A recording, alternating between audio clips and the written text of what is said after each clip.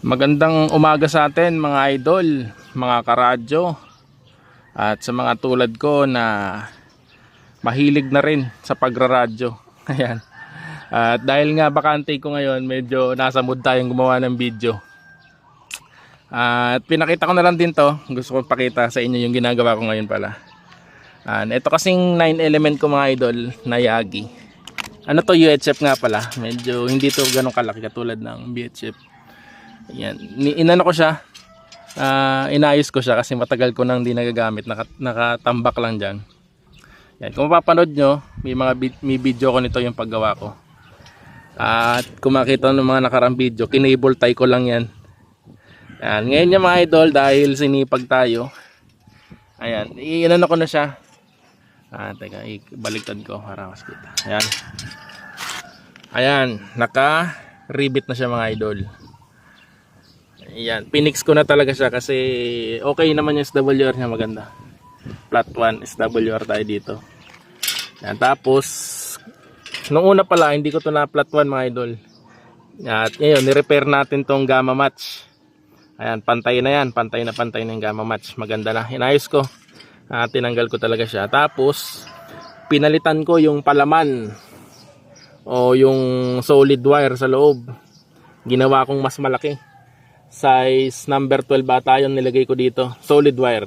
Dati kasi sobrang sobrang nipis ng wire na nilagay ko, stranded lang. Ito solid mga idol. Dyan lahat yan nakaribit na hanggang dulo. Ano na ko siya, gagamitin ko pa rin to sunod, kaso kontento na kasi ako ngayon sa 5 element ko na UHF, yung Yagi. Kikita nyo mga idol. Ayan, nasa taas nga pala tayo. Medyo mainit na kaya bumaba na ako. Ayan, ito tinumba ko rin to. Mamaya papakita ko yan, pero bago yan, ito muna mga idol yung ayan, galing ako dito sa taas. Ayan, nasa taas ako kanina. Mainit na kasi mga idol. Ayan yung araw. Ayan, tinaas ko tong mag-range test tayo na itong Yagi na 5 element mga idol. Malabo kasi camera ko mga idol yan, pero nakita naman. Ayan, UHF 5 element directional antenna. Nilagay natin siya sa almost or more or less 40 feet above ground level mga idol. Ayan, mataas na rin siya kumpara sa mga ito, yung kumpara dito sa akin. Yun nandito lang. Ito mga idol, mga ano to mga estimate ko mga 21 feet. Siguro nasa 35 feet to. Itong taas ito, itong 9 element natin na may antenna rotator. Ayan. Pero ito tinaas ko pa siguro mga 10 feet siguro to mga idol. Kaya ito nasa 40 feet na to. Lagpas baka 45 pa. At ito nga mga idol, nandito tayo sa taas. Himinto na ako sa pag-akit doon. At ito, hindi ko pa nga natatapos. Gusto ko sanang ikabit ngayon. Problema ay mainit na. Mainit na mga idol. Maglalagay pa tayo ng guy wire. Alambre lang ngayon mga idol. Alambre lang, guy wire natin. Baka mamaya ko na ito maikabit. Yung J-pole ko kasi binaba ko. Bali ito yung J-pole ko. Ayan. Ang nilagay ko ngayon ay itong Omni. Ito muna ang gagamitin ko kasi para ma-monitor ko yung performance niya. Ayan. Ganyan ang setup ko mga idol. Medyo hindi nga tama dapat to. Dapat may allowance. Pero dahil nagtitipid-tipid lang, pinagpwede ko na. Pero kung maaari ay maganda. May clearance kayo dito. At ang ano naman ito, naka-insulate naman siya. Ayan, magkahiwalay yan. Hindi naman siya short. At yan, yung Yagi natin. Isa pa, ito yung pinakauna kong Yagi to. Hanggang ngayon di ko pa rin inaalis to sa taas kasi ang ganda ng performance talaga. At yan yung Omni natin. Ayan, hindi ko pa nga tapos itong gawin mga idol, pero yan, binababad ko na siya sa taas. Napapansin nyo, ayan yung aking pacing coil. At meron tayong capacitor dyan mga idol. Hindi ko pa siya nababalot. Siguro next time pag nasira na. Okay naman to, maganda tong Omni na to kasi dual band siya. Kakabit ko siya ngayon. Yan, ito yung problema ko lang. Yan, hindi nagpo-focus mga idol ang camera ko kasi naka-tablet lang. Yan, nilalagay ko siya dito. BNC kasi ito naman ay PL239 o SO239. Yan, alin sa dalawa. At kukuha tayo ng adapter. Ito, may dala tayo dito mga idol. At yan, sana nag-enjoy kayo at kahit paano natututo rin kayo sa ating video. Yan, ito yung adapter natin. Ayan, buti ko mulimlim na. Pag ganito kalilim ay pwede tayong gumawa. Ayan. Wala namang problema kung naka PL239 kayo, SO239, tas BNC. Yan, madali lang, bibili lang kayo ng adapter. Yan, nalagay nyo lang dyan, quick release. Quick release naman to.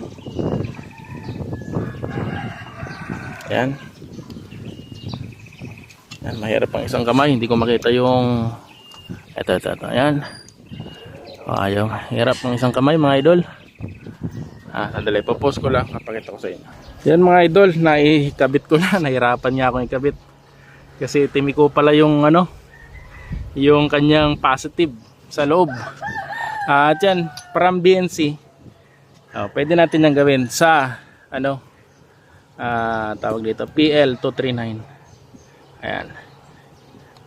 Tignan mo lang siya. Ayan, pasensya na kayo at malaki kasi itong aking camera mga idol. Ayan. Ko lang, kabit ko lang mga idol.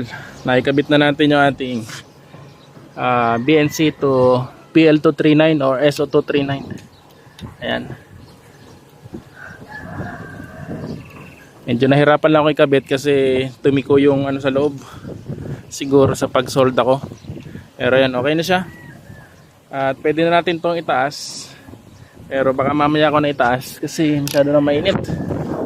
May papakita pa ako sa inyo mga idol. Yan. Mapansin nyo yung nakaraang video ko. Nag-post pala ako ng video about dun sa aking Surecom na tawag dyan yung repeater. Ayan, yung parrot repeater. Ito na siya ngayon mga idol. Ayan. Ayan. Ito, dito ko na rin nilagay yung aking Baopeng na UB25 tsaka yung aking Surecom na repeater.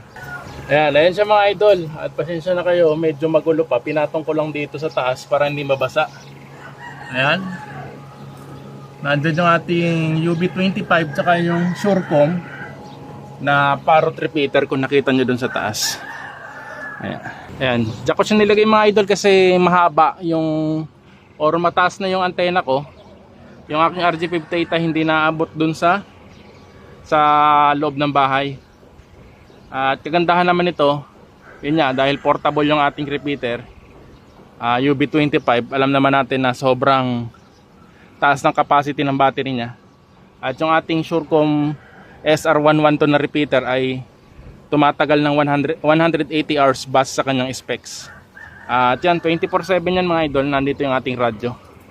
At sa susunod kong video, gagawan ko ng panel box yan. At ngayon, testing lang muna. At kasi nga, yun nga, ang kagandaan, unlimited naman ako sa paggalaw ng aking antena. Kahit limited lang yung aking RG58. Basta malapit lang siya sa antena. At kagandahan din, hindi na ako masyadong maghahaba ng RG58. At less, na rin yun, less signal loss. Yan, yung ating RG58 ay 15 meter lang. Hindi ko siya mapapaabot dito sa kwarto. Kaya hanggang dito lang siya. Lalagyan ko dito ng power supply. Lalagyan natin ng electrical wiring. Pero sa susunod muna, ngayon ay trial and error muna ako dito. Kasi tinitingnan ko yung quality. Or baka naman masobran sa taas yung aking Yagi. Kasi yung aking Yagi nga, ito mga idol, dati nandyan lang talaga siya. Ayan lang. 20 feet na tubular. Tapos dito sa slab sa taas siguro mga 20 feet din. Or nasa 10 feet yung taas. At yan mga idol, hanggang dito muna siguro yung aking video. Ngayon, gumawa lang ako kung ano ngayon ang aking ginagawa dito sa aking mga radyo. At yan, sana kayo din ay nag-enjoy sa inyong explore sa inyong hobby. At yan, yung mga nag-exam nga pala, Wala pa rin tayong result mga idol, yung mga taga Naga City Kamsur. Ayan, wala pa yung result natin sa exam. Araw-araw naman tinecheck ko siya. Bali ngayon ay Wednesday, April 8. At sana magkaroon na ng result kasi tapos naman na yung holiday. Sana lumabas na yung result para masaya na. Exciting tayo. At magkaroon na rin tayo ng call sign. At hanggang dito muna mga idol, at sana nag-enjoy kayo sa ating video. At kung may mga katanungan pala kayo ay pwede ko naman kayong sagutin. Kung ano yung mga gusto nyo malaman sa aking mga antena.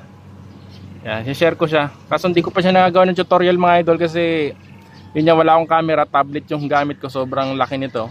Hindi ko siya mailagay sa sa tripod. Kaya siguro pwede natin sagutin sa mga susunod na video. At yan, sa mga pala yung nakababasa ko sa comment section. Kung may mapansin man kayong mga nagko-comment ng di maganda, ay wag nyo nang pansinin kasi yun ay mga naninira. Nabasa ko pa. So susunod ipapakita ko sa inyo, na screenshot ko naman yun. May nagpo-post doon ng scammer, hindi legit to. Natatawa ko mga idol kasi ala naman tayong ginagambalan tao. Pero may mga talaga, may mga gustong manira. Mga dummy account yun ang tinatawag. At kung gusto niyo akong kontakin, may mga number ako dyan sa description at pati Facebook ko ibibigay ko. Ayan, pati gusto mo, pati ID ko bigay ko sa iyo at legit transaction nasa Facebook ko po lahat, makikita nyo. Wala po tayong scam at wag po tayong maniniwala basta-basta kasi marami mga naninira sa atin na dummy account. Hindi natin kilala kung sino.